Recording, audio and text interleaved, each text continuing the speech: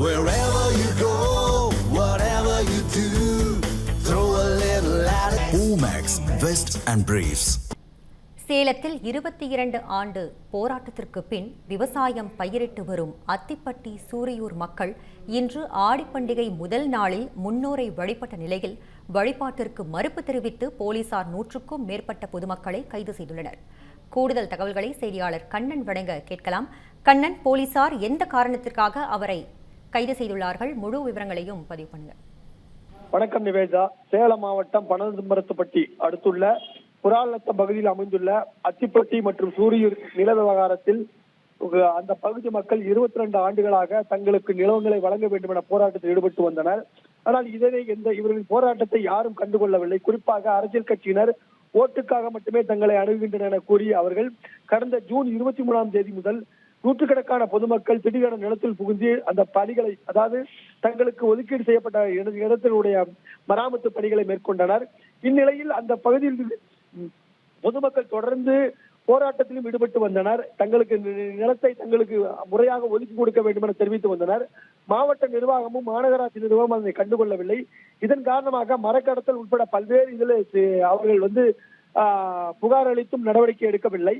இந்நிலையில் ஆடி மாதத்தின் ஒவ்வொரு நாளும், அதாவது ஆடி மாதத்தினுடைய முதல் நாளில் ஒவ்வொரு ஆண்டும் அவர்கள் தங்களின் முன்னோர்கள் மற்றும் குலதெய்வங்களுக்கு பூஜை செய்வதை வழக்கமாக கொண்டிருந்தனர். இந்நிலையில் இன்று காலையில் அவர்கள் தங்கள் குலதெய்வங்களுக்கு சிறப்பு அபிஷேகம் பூஜைகள் செய்ய துவங்கினர்.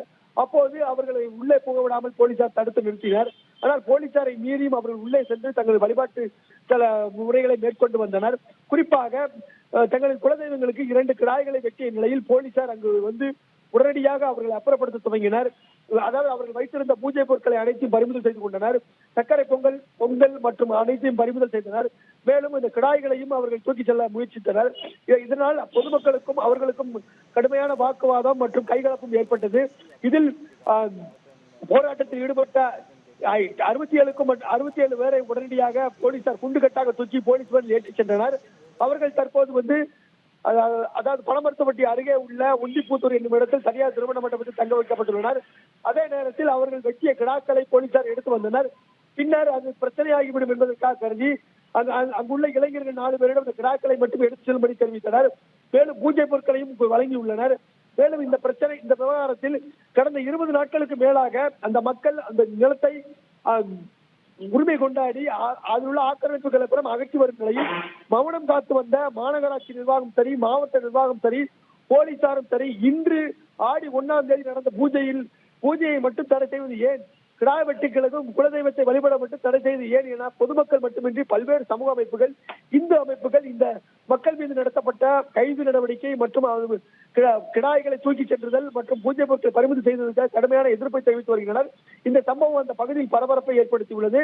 போலீசார் 67 பேரை மட்டுமே கைது செய்து தனியார் மண்டபத்தில் தங்க வைத்த நிலையில் தற்போது நூற்றுக்கணக்கான அந்த பகுதியைச் சேர்ந்த பொதுமக்கள் மற்றும் பெண்கள் தாங்களாக முன்வந்து கைதாகி திருமண மண்டபத்தில் தங்க வைக்கப்பட்டுள்ளனர்.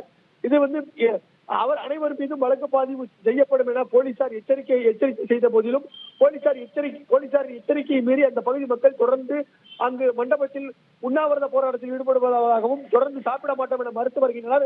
போலீசார் மற்றும் மாநகராட்சி அதிகாரிகள் அவருடன் சமாதான பேச்சுவார்த்தை நடத்தி வருகின்றனர். தங்களின் 22 ஆண்டுகால பிரச்சனையை தீர்வு ஏற்படுத்தி தரவில்லை மாவட்ட நிர்வாகம், மாநகராட்சி நிர்வாகம், போலீசார்.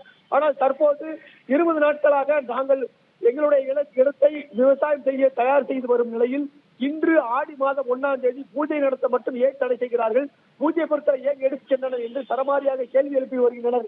நிவேதா, உங்கள் விரிவான தகவல்களுக்கு நன்றி கண்ணன்.